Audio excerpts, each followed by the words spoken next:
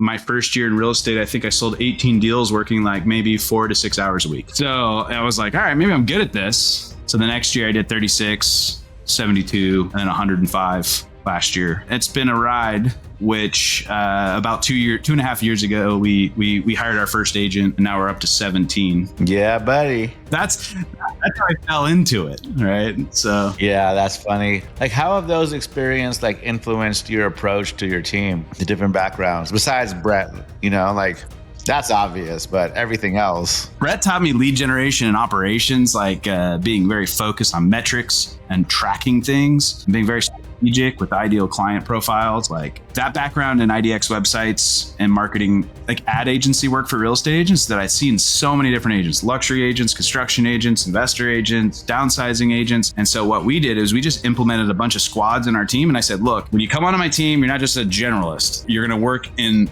find your passion within the subgroup of real estate. I have literally paid myself way less and invested every single dollar in growth because I knew if I was planting those carrot seeds, that field was going to be full of deals eventually. That's why we're seeing the success now. What's your retargeting on your database look like? We have kind of like two different things that are happening. We are retargeting. So our 12,000 contact database, which is basically my last 5 years of my business. Every single listing we do deal of the week. We're also retargeting every single one of our listings to that database to see if we're getting people reactivating with those listings. I have a constant contact monthly newsletter that goes out. That's kind of the Ricky Carruth approach. A little snippet of local content, a video. You got to look for the little wins and you got to celebrate them. If it's just about money or it's just about like, I want to have the most sales in my market for ego, those two things, they don't mean anything to your team. And they also don't mean anything to you as a person. Like you